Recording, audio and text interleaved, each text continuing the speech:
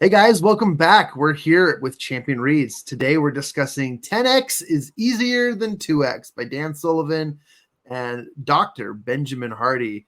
This book is sortly new to us and a great read. And the concept is just interesting. So I don't see why banter any longer about it. Let's talk about it, guys. Let's jump right on in. And just looking at the title here, 10x is easier than 2x. I mean, most people would argue, what?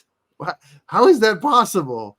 And maybe they're considering 10x as an equivalent to, effort versus, what is actually goes into accomplish things. And I thought that was interesting. I'll start, guys, by just sharing that I have my nephews in town, and there's being an uncle at 0% effort, which means sitting on the couch and they're jumping on you, pulling at your arm and saying, come on, uncle, get up, uncle. And I say, right, that's zero effort. If I double my effort, meaning I actually just do the bare minimum, I get up, I play with them, whatever, that's it. But there's a way to 10x that result. And I'll tell you what, like, time after time, a lot of my whatever you call them, brothers, sisters, in-laws, they'll criticize me. They'll say, John, you hardly spend any time with our children. And I say, you know why? It's because I'm 10 times better than all the other aunts and uncles. I don't need to spend a lot of time. It's about quality and not quantity. And so although 10x is definitely a greater quantity than 2x, I would argue that it's not about quantity, it's about quality. But anyways, one man's opinion. Let's get into it. What are your guys' thoughts about the just initial beginnings of this book and how it relates to life and business and all of the above? Well, going off of your family example, John, I was thinking about in-laws, my in-laws' cousins, and my siblings. I don't spend as much time with them as most people in my family, and especially my in-laws when they live up in Idaho. I don't spend that much time with them as well. But when I do, there's a good quality to it. And so whenever I go hang out with them during the holidays and stuff like that, the relationship is still strong with them, and like it seems like we're still good friends and nothing's missed except a few months of awesomeness. But that's just a chance for us to talk. So that's the cool thing about quality versus quantity, is that it's not necessarily about how much time it is, but what are you doing during that time. So I love your example, and it's so true. Absolutely. Yeah, I think that's true. The quality idea. So if you took your nephews out to 10 different playgrounds and spent a day on each playground each day and spent 10 days doing it, they'd have fun. But if you took them to Disneyland for one day, which do you think they would want more? That one day, granted, it might be more tiring than 10 playgrounds, but one really good day is so much better than 10 mediocre days. And it takes less effort, less time, but it means so much more when you do one really good thing instead. Yeah, that's just because Disney is so much more superior than any other park. I'm just kidding. I'm actually what do you call it? A Knott's Berry Farm fan myself, but I like the coasters, not the theme park. But I love that. I love that theory. I love that idea. And so when it comes to actually just providing, more into it without exerting effort and sweat and blood and tears. Another great book I love to read every year is a book called Relentless by Tim S. Grover, and Relentless is regarding the stories that go into having trained Michael Jordan, Kobe Bryant, so some of the greatest athletes of all time, and what it takes to become what they call a cleaner. And that's really one of the principles here, that those guys, they put in 10 times more effort, but they're not bleeding themselves to death. They're just really good and really smart about working on what it takes to win. And I think that's what 10X is all about. It's not about effort, but it's about doing what it takes to win. Because if I sit here today, guys, and I say, if I double my efforts today, I'm going to make 10 sales call by the end of the day. That just means I have to make 5 more calls than I was already making. That just means that I'm just putting in more time and effort to one thing. But if I need to hit my sales goals or my 10X sales goals, right? There's got to be a system. There's got to be things that make it a little bit easier, a little bit better, a little bit more qualitative rather than quantitative in order to achieve my results, so that I put in a greater amount of focus and energy to one thing, but my results are different because it's not just me doubling down and really putting my nose to the grindstone. Does that kind of make sense? Like, it really needs to be more fluid than just exerting more energy. Yeah, I think so. You mentioned a word that really hit me there: winning. And unless you have a goal of what it is to win, increasing your effort doesn't matter. So, if you got a basketball game, and I'm here in Utah, so we have the Jazz here. If the Jazz are playing, say, the Lakers, the Jazz don't need to make 10 times more baskets to win the game. They need to make 1 more basket. If they make 1 more basket in 10 games, they've won 10 more games. So when you look at, what's your goal? Is your goal to make 100 sales calls, or is your goal to make $100,000? If your goal is to make $100,000, it doesn't matter how many sales calls you make. It matters how you're making money. So realizing your goal, I think, is that first step in 10Xing, that it's not about the steps. It's not about the routine and all that. It's about knowing your goal and paying attention to what's actually going to get you there. I like that. I absolutely like that. It's the thought of 10Xing your goal in action. And that's what the book talks about. It's the difference between the 2X of promoting to the next job and getting a 3% raise versus starting a dream venture, perhaps, that could 10, 100, 1,000X what you're doing. I know in my life, those times that I've seen myself 10X my goals, it's interesting because the options become fewer of the things I can do to achieve it. For example, I had this goal about a year ago that I wanted to have 100K, make 100K in a year. Had never done that before, but that seemed like a good goal. And there are so many ways to make 100K in a year. Everyone in the whole entire world, with all the videos and advertising through it, everyone has that. But I read the book, and it was like 10x your goal. And I thought, okay, $1 million. What can I do to make $1 million in a year? And those thousands of options narrowed down to about 4 or 5 in reality. And the one I decided to go with, and what I'm continuing doing, is my coaching with dyslexia.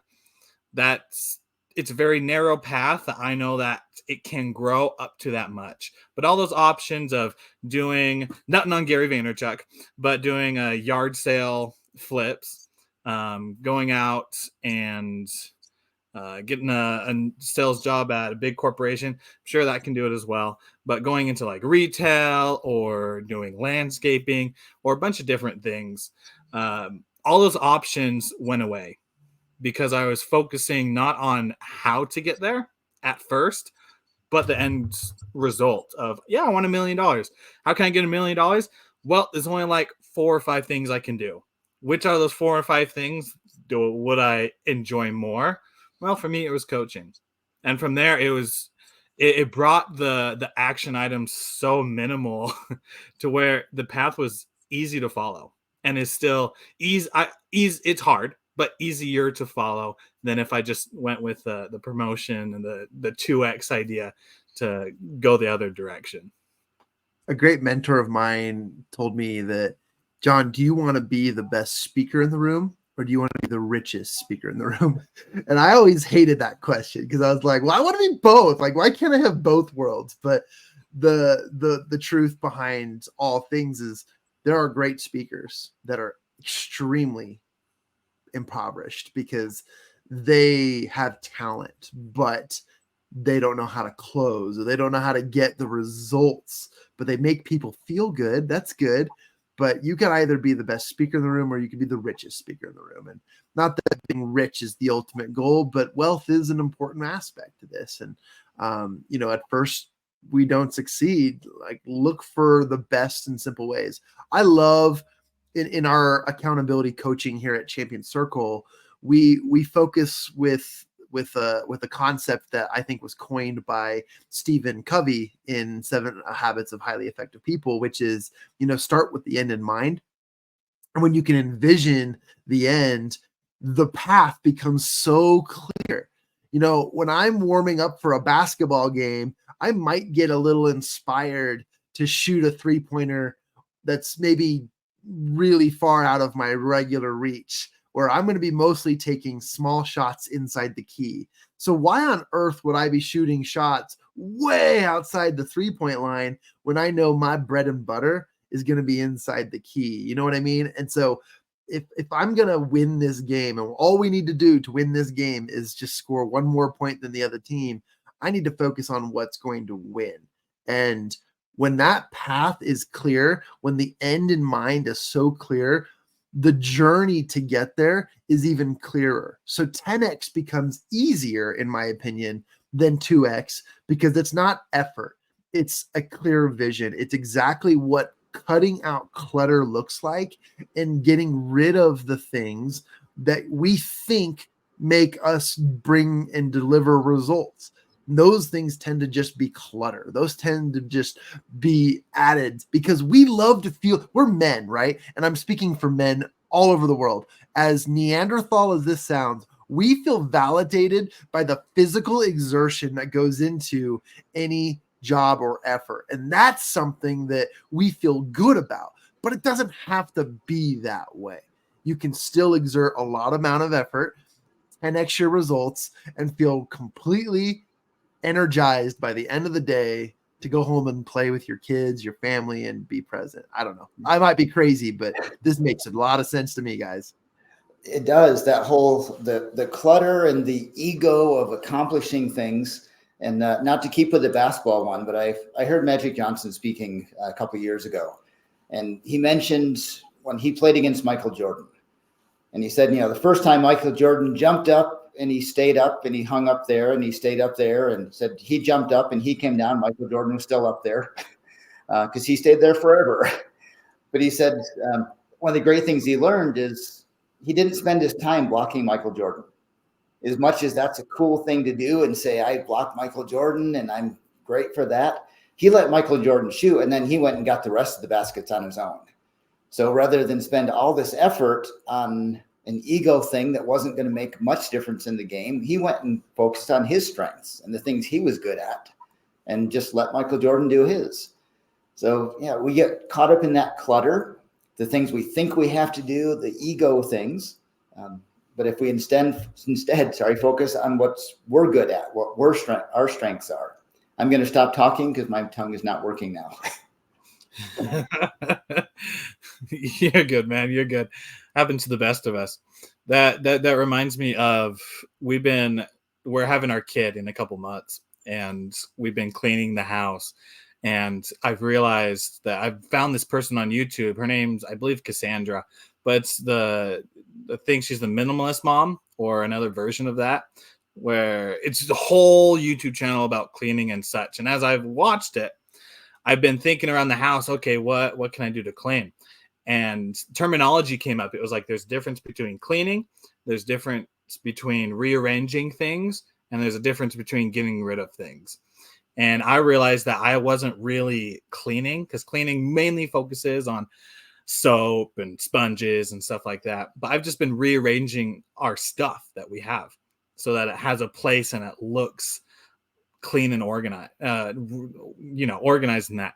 But John, in your example, when you were talking about house cleaning, I thought about it when it comes to 10x versus 2x. 2x is the rearranging. It's keeping the clutter in your life. and you rearrange it everywhere, and it might have a place for a little bit, but anyone who has kids, you know that it's not going to stay there for after a couple seconds. But if you get rid of it, then it's just not there, and the clutter's out of your life.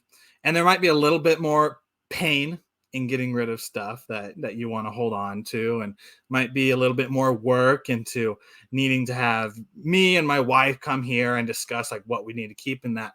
But at the end of the day, when we get rid of stuff, the clutter's outside the house, and the results are our house is clean longer, because me and my wife and my kids can't just, grab it off the shelf and destroy it because it's already in the landfill.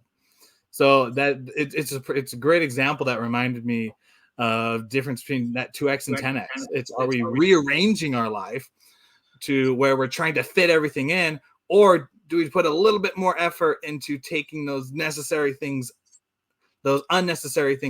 out, so that our brain is nice and organized, and when crap hits the fan, for better phrasing, that it's just easier to deal with than anything else. Yeah, just reminds me, in the book they mention that one thing is if you're so focused on like organizing your day, and you got your day planner and you're getting everything scheduled, you can 2X it. But if you hire an assistant to manage your schedule, now that whole clutter is gone. That whole stress is gone. Everything is gone. It's not there. You don't have to spend any time on it.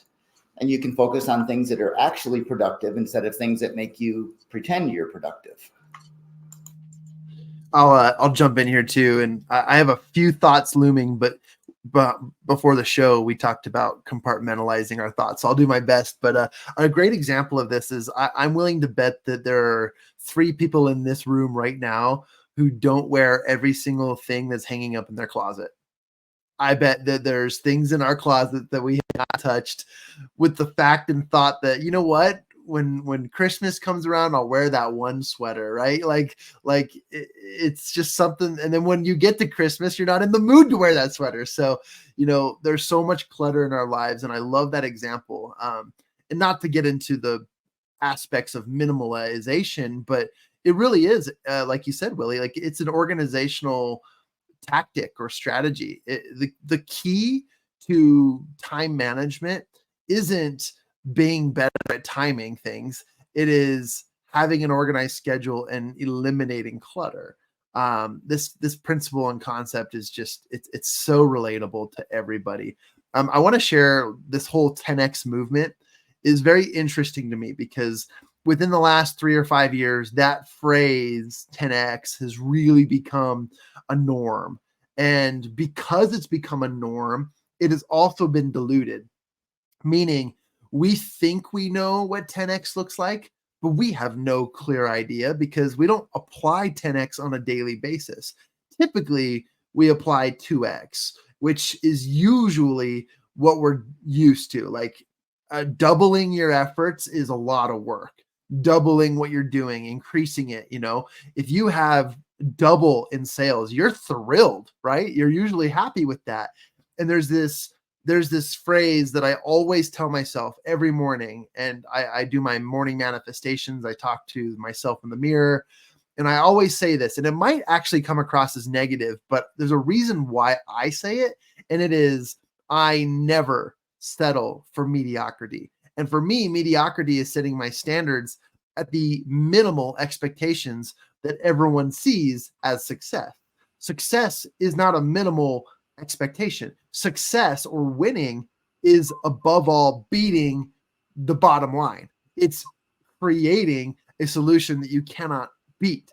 And so we have to start to develop this idea that we don't truly understand what 10X is until we put it into action. And then you'll start to see how much easier it is than 2X, because what you're currently used to is a lot more effort in correlation with increasing what you're doing. And I think that that's something that we have to learn and unnormalize 10X until we understand what it really is. What do you guys think about that?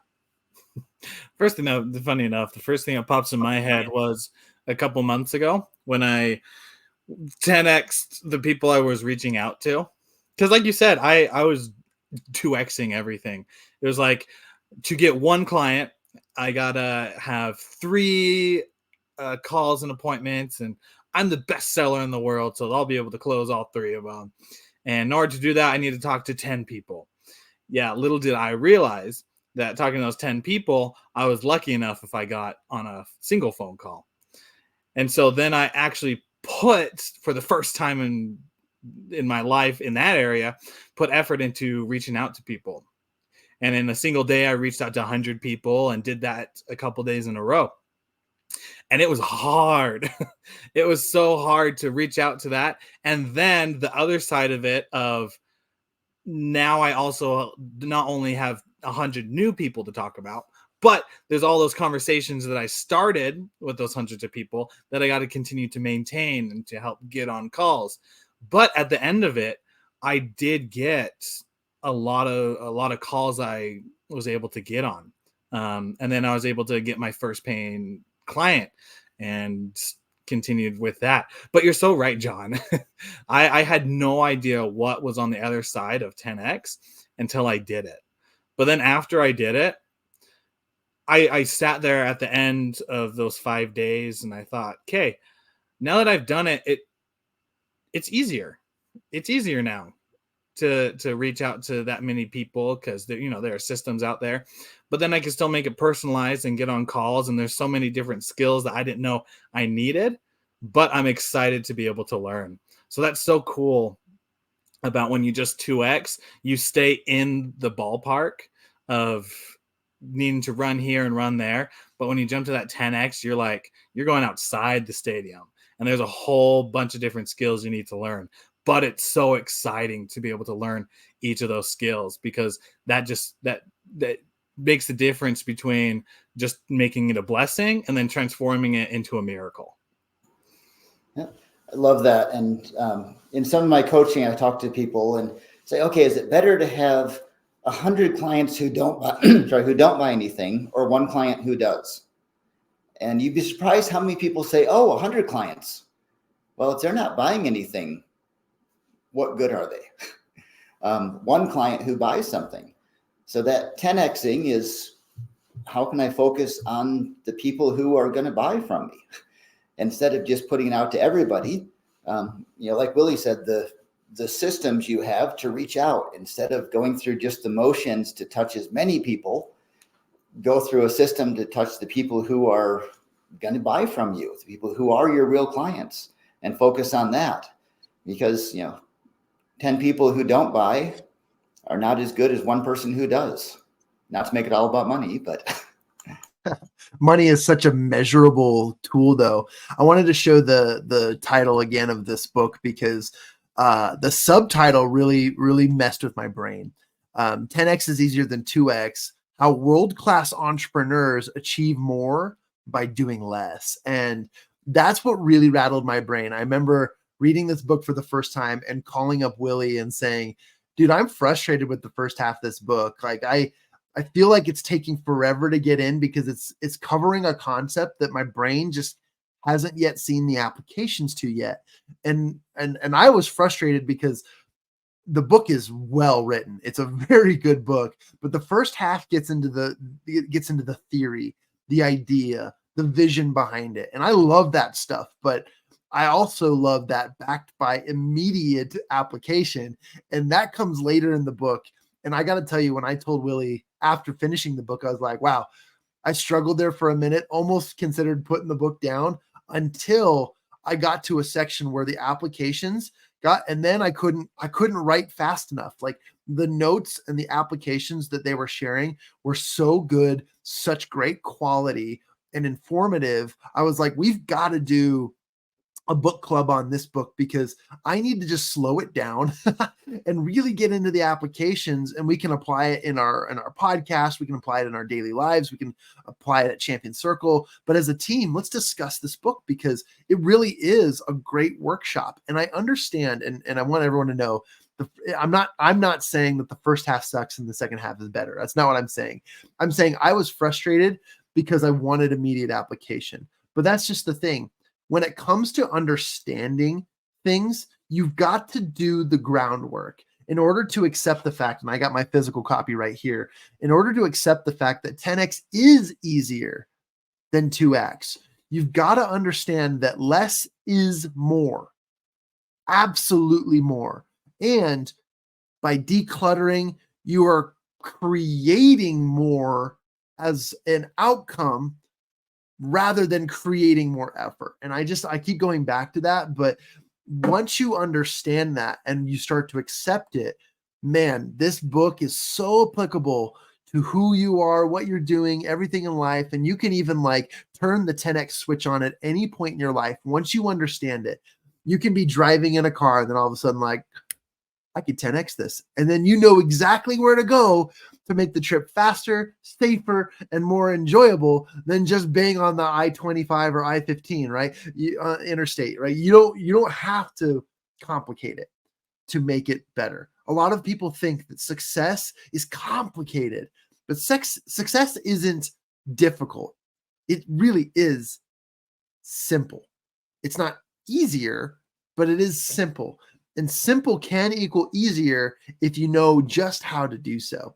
I know that we're running out of time with this conversation, but I'm going to put ourselves in this mode, dun, da, da, da, and I'm going to give everyone an opportunity to give their final words and thoughts on this as we lead off and lead into the next part of our podcast and the next session. But I'll just kind of finish my thoughts and wrap it up and just say, at the end of the day, if you accept all of this as possibility, you have already put yourself closer to 10xing things versus 2xing things.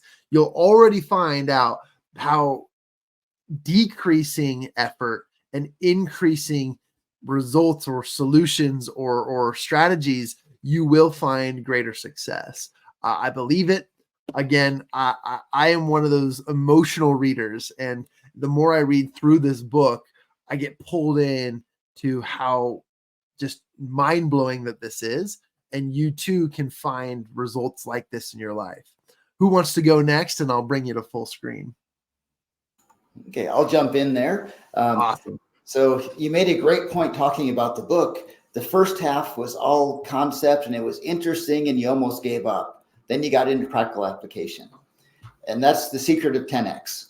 You've got to take some time to figure out what you're doing first. Make the plan, understand it, know where you're going. Then you jump in and suddenly there's that great growth. If you make, example I thought of, sorry, if you make 10 calls and you can make $100 off of a low-level client, but it takes 50 calls with the next level client to get $1,000. I don't want to make 50 calls. Well, you're making a lot more money if you focus on those 50 calls than on those 10 calls for $100. But we get wrapped up in that individual one. So if I say, well, I'm only going to work on those $1,000 clients. Well, now I've stopped all the effort on the lower ones. I can focus on how to be more effective with those 50 or those $1,000 clients. And then I'll realize that, hey, the $10,000 clients might take 200 calls, but I'll make a lot more money with one of them in the time. So just understanding where you're putting your time and really building the systems to focus on the ones that are actually productive. And hopefully the next book club, we're going to get into some nuts and bolts of the practical side of it. I love that. And to end with my thoughts, with 10x and 2x, it's just a different set of problems, right? If you are focused on working a corporate job and you're focused on just getting a few more sales, then like you're going to make a few more calls and you might practice role play over and over and over and over again so that those few sales calls are like perfect. But if you're thinking and have that more of an abundance mindset and really that 10x, then you're not thinking about like being perfect then. And instead of making a few calls, you make like 20 or 30. You're going to mess up on the first 4 or 5. But then after that, the next 15, 25 calls that you have are going to be so much better. And basically the same amount of time, because you can either practice and role play to make it perfect before a few calls, or you can do it with a few individuals and get life experience and get the practicality of it. And then the rest of the calls that you make are going to be that much better. And so even though it seems like a lot of work, it's just different work, right? It's just doing a few different things. And those few different things then transform into, well, you can either have, a few sales calls that may not be good, or you can just make 25 calls right then and there. Bunch of them might go to voicemail. You might get a few, but by the time you get those few, you're nailing it on your call sheet and everything. So then you can make the sale and everything will be better. It's just simply a different mindset of like the scarcity versus the abundance. Yeah, I couldn't agree more. And I'm excited to get into the applications, but I also want to advise that as I learned, it's really important just to take the time to understand it. And that concept building is an important part of your knowledge and intelligence stacking process so that you can apply it at full speed. And that's really what it's all about. So Ian, Willie, thank you for running the show today. And I loved all the comments, and join us next time. If you're listening to this, join us next time for another great conversation about applicable principles within this book. Grab your own copy. It's not that not that hard to find. Go to barnesandnoble.com or on Amazon. The book's called 10X is Easier Than 2X. It's by Dan Sullivan and Dr. Benjamin Hardy. Go grab your copy. I think they only have hardcovers. I don't know. I couldn't find a paperback, but I love the feeling of this book. It's great. And also, if you want to engage with us, you'd like to ask questions, or would you like to share something that would be featured on our show, send us an email. The team email is team@mychampioncircle.com, where we can answer any of your questions. And we actually do have a team that's excited to receive your information, your requests, your questions, and so forth. And if you have any suggestions on books that you'd like us to cover in the future, please send it our way. We're happy to advise. And with that being said, guys, we'll see you next time. Thank you to William Blake and Ian Sturmer, our executive producers of the Champion Reads podcasts and our Champion Circle network of entertainment and media. We look forward to more opportunities to work with, serve, and speak with each of you as we strive to achieve our goals on a daily basis. All right, guys, we'll see you next time. Have a great one.